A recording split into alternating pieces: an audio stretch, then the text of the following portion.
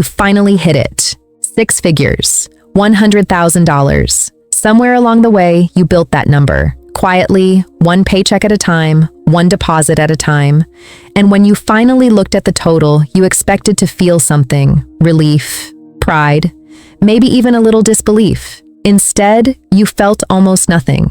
The number sat there on the screen, and your life looked exactly the same as it did the day before.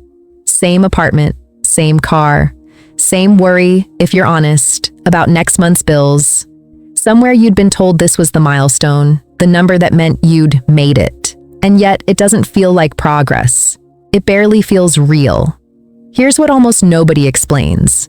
That flat, anticlimactic feeling isn't a sign that something's wrong with you or that the number doesn't matter. It's a sign of something specific happening in how your brain processes wealth. Something that happens to nearly everyone at this exact number for the exact same quiet reason. And once you see it, you can't unsee it. Stay with me, because by the end of this, you'll understand exactly why $100,000 feels like nothing and what actually starts feeling different and when. Here's the first thing to understand. $100,000 is a milestone built for spreadsheets, not for feelings. It's a clean, round number. It looks impressive in a headline.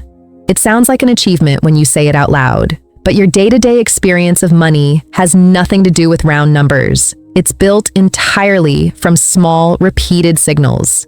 What's in checking right now? Whether a bill is due this week, whether you had to think twice at the grocery store, none of those signals change the moment your net worth crosses $100,000. Your rent is the same. Your paycheck lands the same day it always has. The number moved, but nothing about your actual daily friction moved with it. This is the quiet mismatch nobody prepares you for. Milestones are logical, but financial feelings are emotional and immediate. A spreadsheet can tell you that you crossed a threshold. It cannot make your nervous system feel safe, because safety isn't measured in totals. It's measured in whether today feels okay. There's a second layer to this, and it's a little uncomfortable to say out loud. Most of that $100,000 likely isn't liquid. A meaningful portion of it is probably sitting in a retirement account you can't touch without a penalty for another 20 or 30 years, or tied up in home equity, or invested and technically there, but not spendable tomorrow. So even though the total says 6 figures, the money you could actually access if something went wrong this week might be a small fraction of that. Your brain, quietly and correctly, senses that gap. And that's part of why the number doesn't translate into a feeling of safety. None of this means the milestone doesn't matter. It absolutely does. It just means the emotional payoff was never going to arrive the way a movie moment does. Real financial progress is almost always felt in hindsight, not in the moment it happens. There's a second, quieter reason this milestone can feel hollow, and it has nothing to do with the number itself. The moment most people cross $100,000, they don't sit with it. They immediately compare it to something else. Someone from college who seems to be doing better, a headline about what a comfortable retirement supposedly costs now, a number some finance account online casually throws around as the real benchmark for your age. The comparison arrives almost instantly, and it quietly erases the achievement before it's even had a chance to register. Picture someone opening their banking app the same week they crossed the milestone, feeling a small flicker of pride, and then, 30 seconds later, opening social media and seeing someone their age post about a down payment on a second property. That flicker of pride doesn't survive the scroll. It's not that the first number stopped being real, it's that the comparison arrived faster than the feeling did. This is one of the most consistent patterns in how people experience money. The achievement is measured against your own history for about 10 seconds, and then it gets remeasured against an invisible, shifting, often exaggerated outside standard. And it's the second measurement that determines how you feel, not the first. Almost nobody consciously chooses this. It just happens, quietly, in the background, every time. The people who do eventually feel the weight of a milestone like this are, almost without exception, the ones who've deliberately stopped doing that second measurement. Not because they stopped caring about growth, but because they anchored the number to their own past instead of someone else's present. Here's the part that changes how this milestone should actually feel once you understand it. $100,000, sitting invested, doing nothing dramatic, doing nothing that shows up as a feeling. is quietly doing the most important work it will ever do.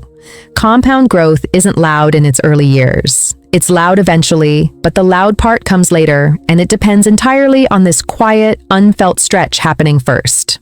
Think of it like this. A person who reaches $100,000 in their early 30s and simply leaves it invested, adding nothing further, could reasonably see that number grow to several $100,000 by retirement age purely from time and growth. No extra contributions required. The first $100,000 is, in a very real sense, the hardest and least rewarding feeling part of the entire process because it's built almost entirely from your own direct effort, dollar by dollar. Every dollar after this one gets help, from growth, from compounding, from money that didn't come from your paycheck at all. This is why so many people who've built real wealth describe this exact milestone the same way. Looking back, it didn't feel like anything at the time, and it was, without question, the most important number in the entire journey. Not because of what it was, but because of what it quietly enabled everything after it to become. The flatness you're feeling right now isn't a signal that you're doing something wrong.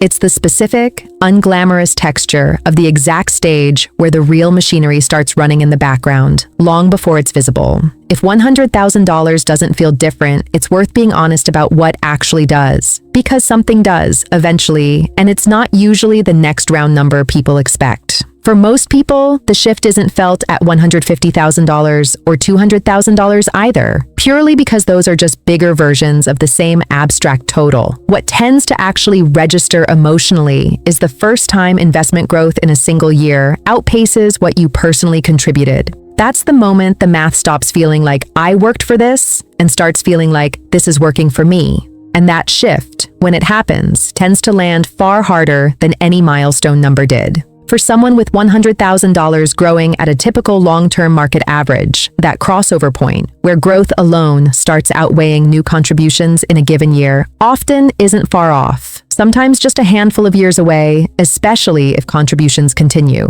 It's rarely announced. There's no notification for it.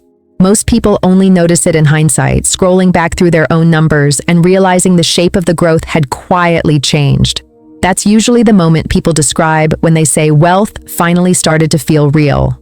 Not a round number, a shift in where the growth was actually coming from. So if you've hit $100,000 and it feels like nothing happened, nothing is wrong with you, and nothing is wrong with the number, you're standing at the exact point where the visible effort quietly hands off to invisible momentum, and that handoff was never going to feel like a celebration in the moment it occurred. The people who look back on this milestone with real pride almost always say the same thing. They didn't feel it then. They only understood what it meant later, once the next stretch of growth started arriving faster than their own contributions could explain. You're not behind. You're not imagining the flatness. You're standing exactly where the machine quietly starts doing more of the work than you do, even though right now it doesn't feel like anything at all. Tell me in the comments, have you hit this number yet? And did it feel like anything when you did? I read every comment, and if this helped you make sense of a moment that felt strangely quiet, that's exactly why this channel exists. Subscribe if you want to keep building this picture together, one honest, quiet number at a time. Until next time, take care of your money, even the parts that don't feel like anything yet.